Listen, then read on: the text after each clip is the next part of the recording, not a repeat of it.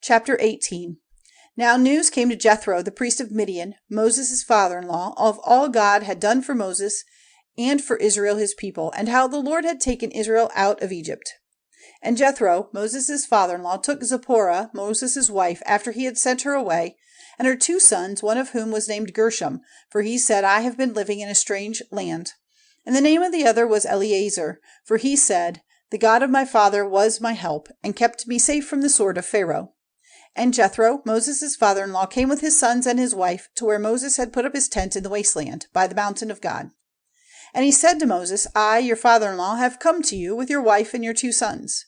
And Moses went out to his father-in-law, went down on his face before him, and gave him a kiss. And they said to one another, Are you well? And they came into the tent. And Moses gave his father-in-law an account of all the Lord had done to Pharaoh and to the Egyptians because of Israel, and of all the troubles which had come on them by the way, and how the Lord had given them salvation. And Jethro was glad, because the Lord had been good to Israel, freeing them from the power of the Egyptians. And Jethro said, Praise be to the Lord, who has taken you out of the hand of Pharaoh, and out of the hand of the Egyptians, freeing the people from the yoke of the Egyptians. Now I am certain that the Lord is greater than all gods, for he has overcome them in their pride. Then Jethro, Moses' father-in-law, made a burnt offering to God, and Aaron came with the chiefs of Israel and had a meal with Moses' father-in-law before God. Now on the day after, Moses took his seat to give decisions for the people, and the people were waiting before Moses from morning till evening. When Moses' father-in-law saw all he was doing, he said, What is this you are doing for the people? Why are you seated here by yourself, with all the people waiting before you from morning till evening?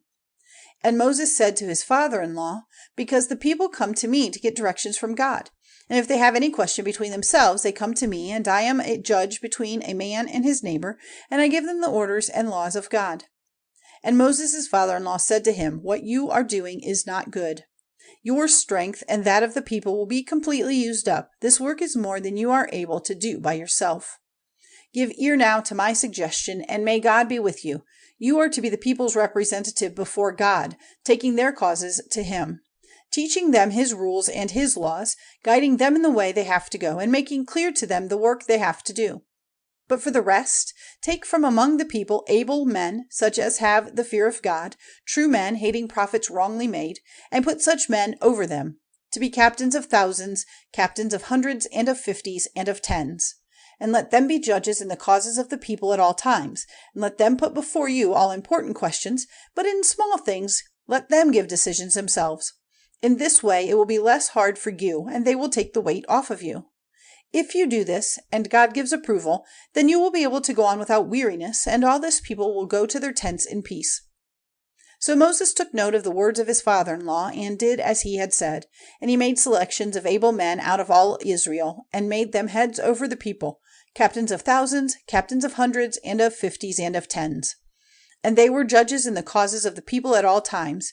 The hard questions they put before Moses, but on every small point they gave decisions themselves.